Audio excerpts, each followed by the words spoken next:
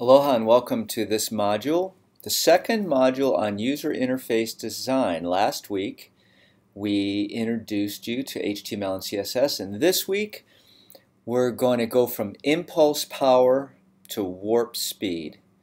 For all you Trekkies out there, you'll know what that's alluding to.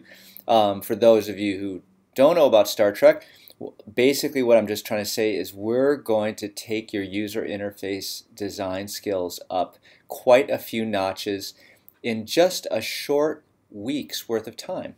And there's quite a few readings here, but don't be alarmed. It does mean that you should start early this week and really try to get ahead of the game because there's a lot of stuff to look at. You know, there is a bit of a learning curve involved with Bootstrap, but boy, the benefits you get from applying this framework are just immense.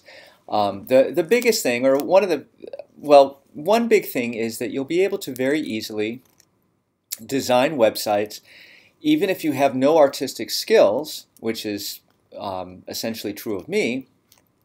You'll be able to design websites that have a fairly modern look and feel. In fact, the website for this course was designed by me, and it uses Bootstrap, and I think you'll agree that, you know, it looks pretty good.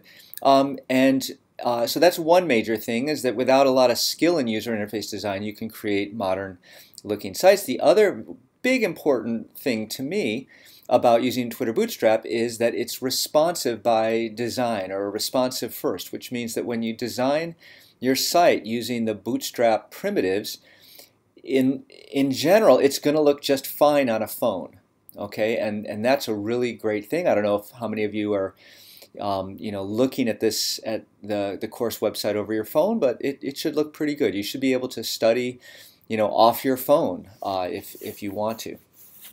So there's quite a few little, you know, screencasts and readings that start to get you up to speed on how Bootstrap works.